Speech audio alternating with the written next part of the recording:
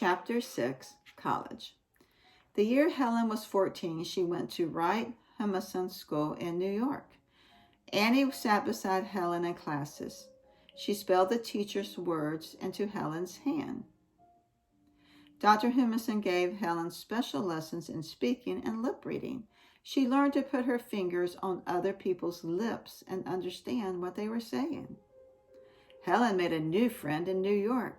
It was Mark Twain, the famous author of Tom Sawyer and Huckleberry Finn. Mark Twain told Helen funny stories. He loved to make her laugh. "I lecture to thousands of people," he said, "but Helen is my best audience." She had a serious plan to tell Mark Twain. She wanted to go to college. But first she must prepare to go to another school and study to prepare for college. It would mean long, hard work. The school would be expensive. Helen explained to Mark Twain that her father was ill. "I cannot ask him for the extra money," she said. Mark Twain encouraged Helen. He and some of her other friends raised money to help pay for her school expenses. "I will work hard," Helen promised. She studied at the Gilman School in Boston with private teachers. She used a Braille typewriter to keep her study notes. She learned to use a regular typewriter for her school papers. Shortly before examination time, sad news came from Helen's home. Her father, Captain Keller, had died. It was hard for Helen to go on studying. She longed to go home and comfort her mother and sister. Annie was not allowed to go into the examination room with Helen. A teacher spelled the questions into Helen's hand. Then Helen typed the answers. The next week, Helen heard that she had passed all her subjects. So this is Helen talking with the famous author, Mark Twain.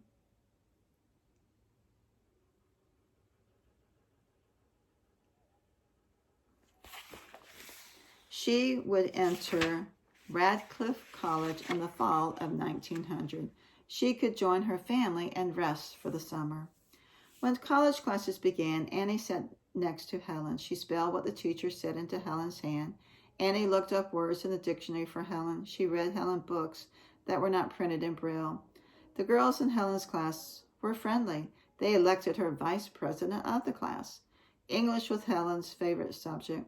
She wrote such good themes that some were published in a book. A magazine paid her to write the story of her life. Helen was glad she could earn money. A young teacher named John Macy helped Helen with her writing. He was soon a friend of both Helen and Annie. They went boating together on the Charles River. They took picnic lunches and went hiking in the woods. Helen's last year of college work was the hardest. Besides her studying, Helen now had Annie to worry about. Annie's delicate eyes were red and sore from all her reading to Helen. Helen begged Annie to rest, but Annie was firm. "I will not rest until you graduate," she told Helen. John Macy came to the rescue. He helped Annie read to Helen. Soon Helen realized that John was growing very fond of Annie. She hoped Annie would learn to care as deeply for John. In June of 1904, Helen was graduated from college with honors. Annie proudly watched Helen take her diploma.